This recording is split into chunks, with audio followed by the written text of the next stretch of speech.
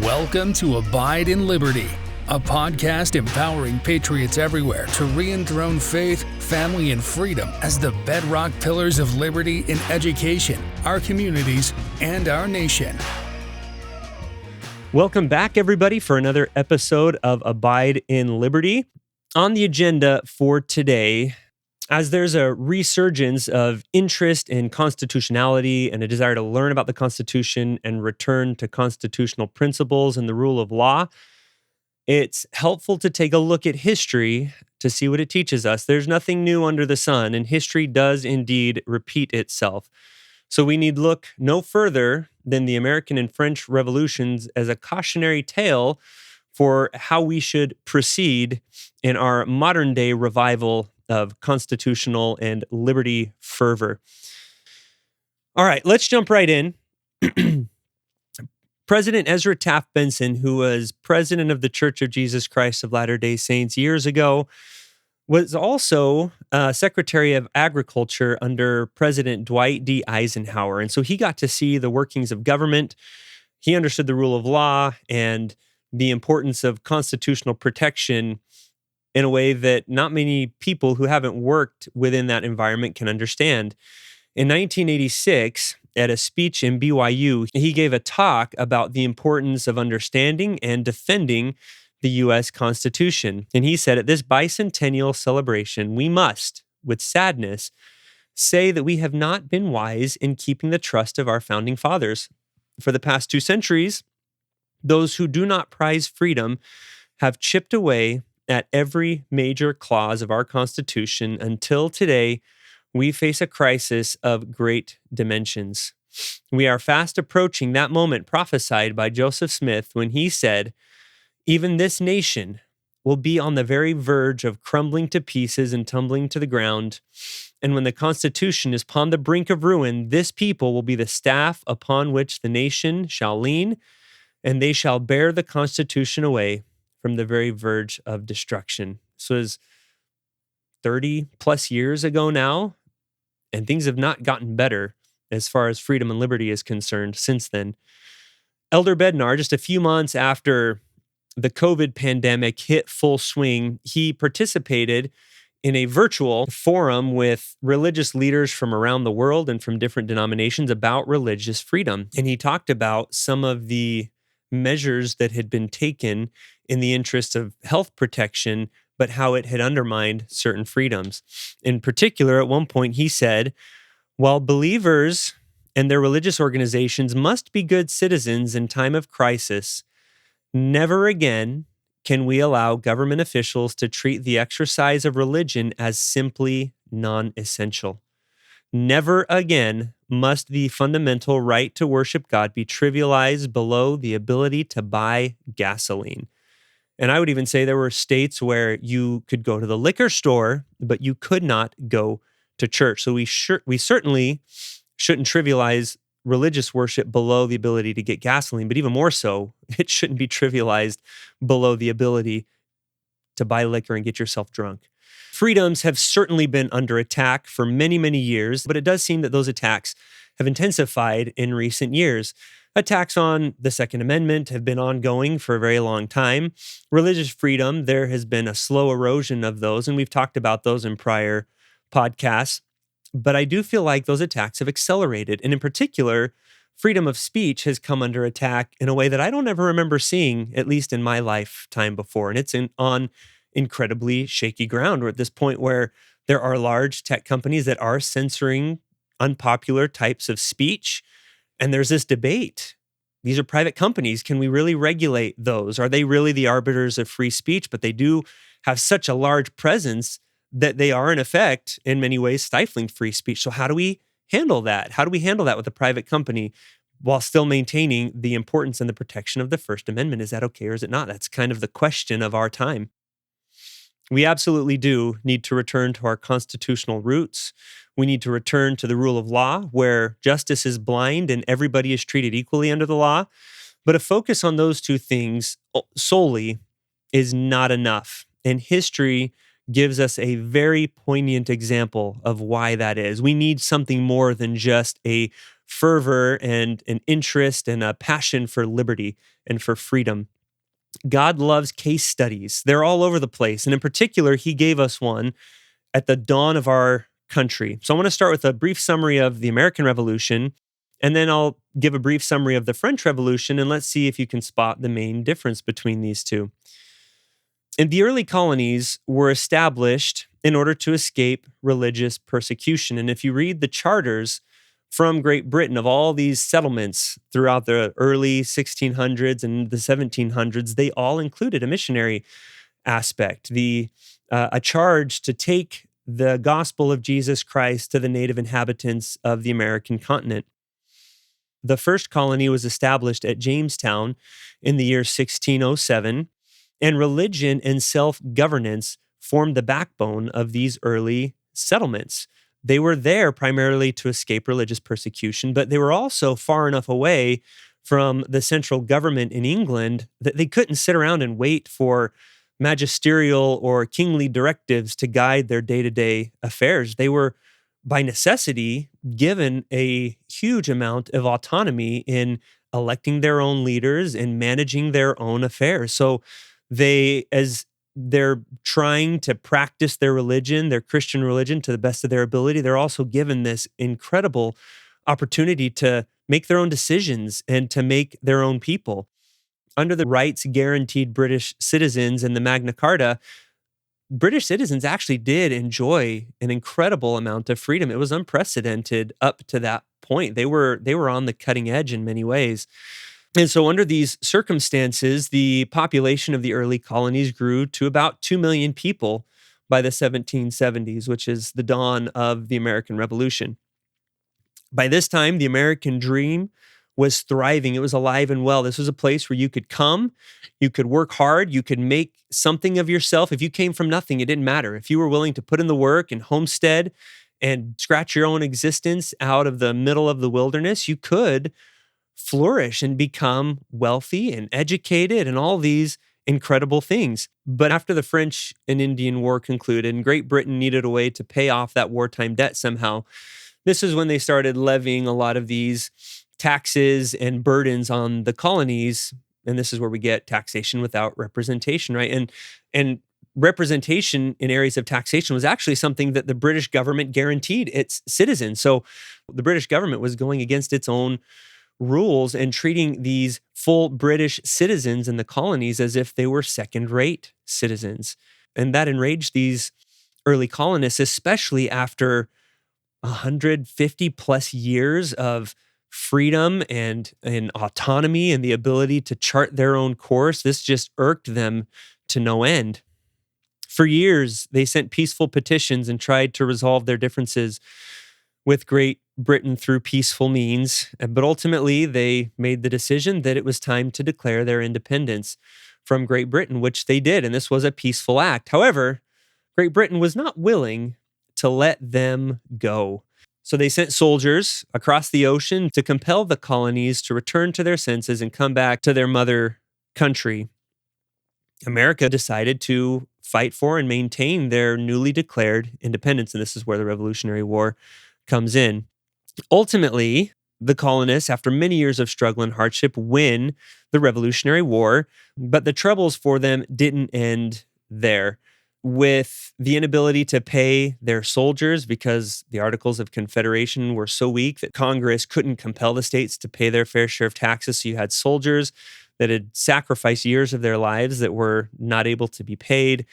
Unemployment was rampant. States were printing, and the federal government were printing money like nobody's business. So inflation was going through the roof, and there was really nothing to stop the chaos. The country was falling apart just after it had won its independence. So in an incredible act of bravery, the delegates came together from each of the states, kind of shrugged off the mandate that they had been given to just revise the Articles of Confederation and put together the Constitution as the means to rescue the United States from the brink of disaster. All these problems that were in the Articles of Confederation, they fixed in the Constitution.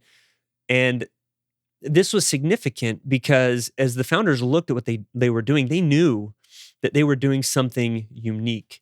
normally when a country is descending into chaos, there's normally a strong leader or somebody like that that will come in and promise to restore order and to be the voice of reason and bring everyone back together and solve all these problems. And that's where countries go through this cycle of dictator to democracy to anarchy. And then in order to stave off the pain that that anarchy causes, they bring in another dictator. Well, they broke that cycle by coming together as representatives of the people and then taking this form of government out to the states and allowing the states to decide if they wanted to adopt it. And ultimately, the states did. The Constitution was ratified, and an era of unprecedented peace, prosperity, and advancement began. And it has led to the modern world that we see today. And not only has America benefited from that, but the rest of the world has as well. The United States of America had the very first written constitution that we know of in the history of the world. And now, today, there are 193 written constitutions in use. This paved the way for everything and all the great things that we have seen since then. Now, during all of this time, during the American Revolution, France actually was a major ally for the United States. France provided funding to the United States during its fight against Great Britain, but they also, about halfway through the war, roughly, sent over a bunch of soldiers, ships to assist the American colonies. So we could not have won our independence without the aid of the French. Now, as the French commoners are watching all of this happen, they're paying attention to this movement of freedom in the United States. Now, presumably, the nobles who are sending all this money over and all these soldiers over to aid the Americans were likely doing this for the intent of kind of poking Great Britain in the eye. Anything that weakened Great Britain was a benefit to France. However, as I mentioned, the common people were watching all this and began to have a spark of hope that perhaps, since our government and our leaders are assisting in this freedom movement, that we'll get to partake of some of those benefits as well. And they began to have a taste and a thirst for the type of freedom that their countrymen had just helped the United States of America to gain. Now, at the time, there were three main classes in France. There was the clergy, the nobility, and the common people made up about 95% of the population of France, and the clergy and the nobility ran the country. The common people were heavily taxed, both by the king as well as by the nobles on whose land they lived. And these common people didn't own the land that they lived on. They rented it from the local noble. Not only that, but they were taxed heavily for the crops that they grew. A large percentage of that went to the nobles, and it could change at any time at the whim of the nobles. If the commoners wanted to take some of the grain that they had grown on this rented land and grind it into wheat, they had to go to the noble's mill, and the noble would charge them for the use of that mill so that they could get the food that they needed. And what's significant is the nobility and the clergy paid no taxes whatsoever. So the entire cost of running this country was laid at the feet of the common people who really didn't have the means to support it. And this was the pattern during this entire time period from the 1600s to the 1700s, where the early American colonists are experimenting with freedom and they're building their faith and they're learning how to govern themselves. The French were being oppressed. They had no opportunity to speak and act for themselves. They just had to go along with what the nobles told them, and they were kept very much at heel. And then to make matters worse, to add insult to injury, in the 1780s, so about the time when America is realizing we need to get our act together and form a better form of government so that we don't fall off the face of the earth before we've been really able to give this experiment of freedom its fair try. During that same time, over in France, they were experiencing just a terrible, terrible drought. So on top of everything else that's going on, the French are now starving. And they weren't doing very well before that because of how heavily they were taxed and oppressed by the nobility.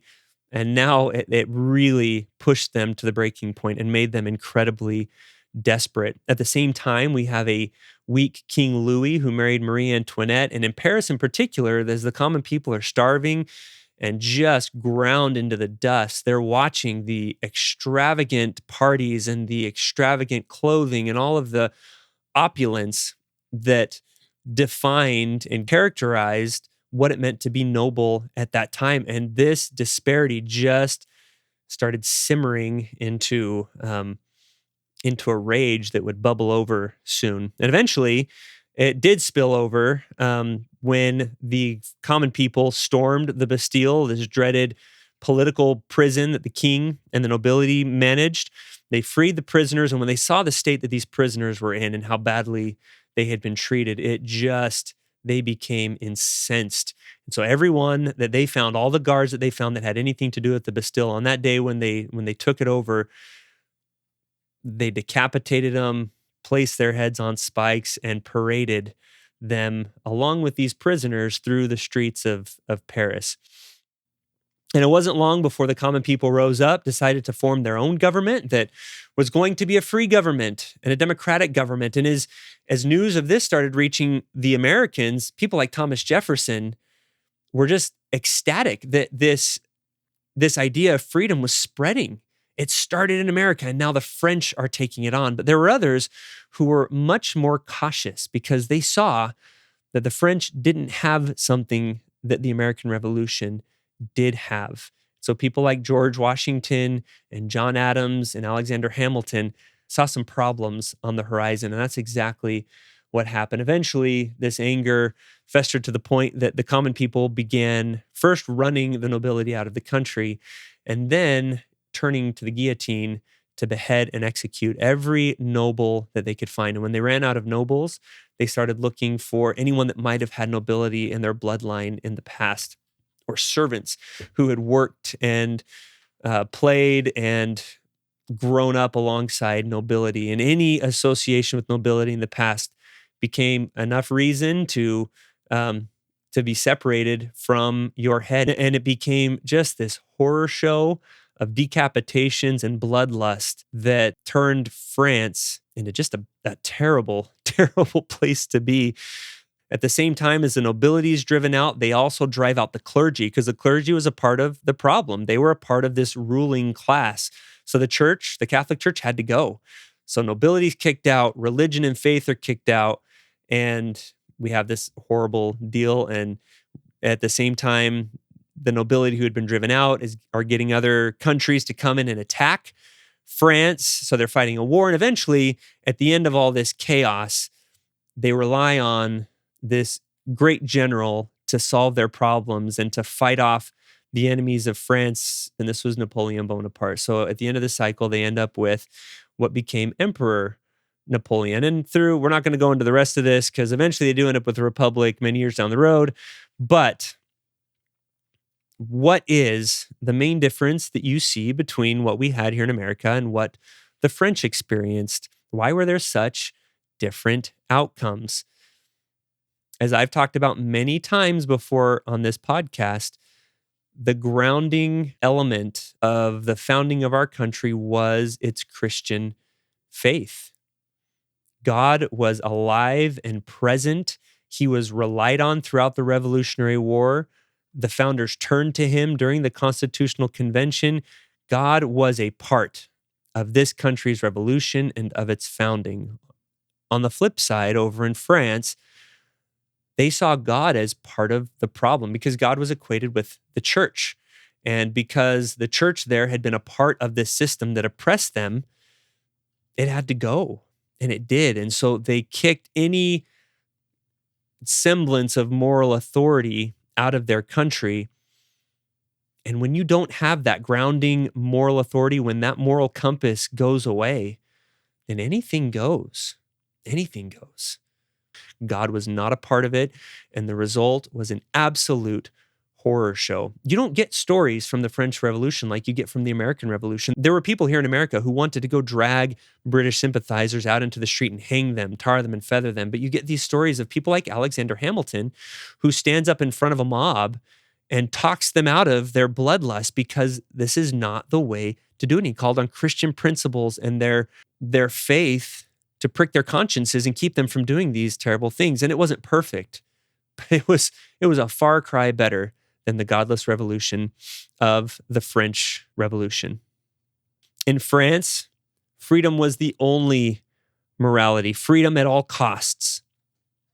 There were no moral checks.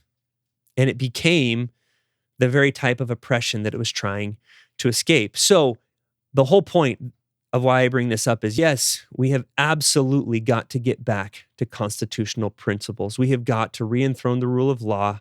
We've got to put the blindfold back on justice and make sure that everybody gets equal treatment under the law. All of these things have to happen. We've got to reclaim the religious freedoms, the freedom of speech, and all the other freedoms that President Benson was talking about have been eroded and taken away from us. We've got to get them back. But if in our fervor to regain those freedoms, we neglect to include God as a central figure in that movement, then history shows it's not a pretty picture. God has got to be a part of it. If we don't live in a way that we can hear God and follow His way through the challenges that we face, we lose this country, we run the risk of losing our families, and we run the risk of losing our soul individually and collectively. Let's make sure that in our efforts to return to the incredible formula of freedom that God Himself authored and inspired, that we don't make the mistake of thinking ourselves above His help and His aid now, because we're not. Thank you for listening to Abide in Liberty. Make sure you subscribe so you don't miss any future episodes, and share this with friends and family. In the meantime, keep up with the show online at abideinliberty.com. Also, if you'd like to help our K-12 bless and educate more families, contact us by visiting libertyyouthacademy.org. Until next time, be on the alert, stand firm in the faith, and be strong.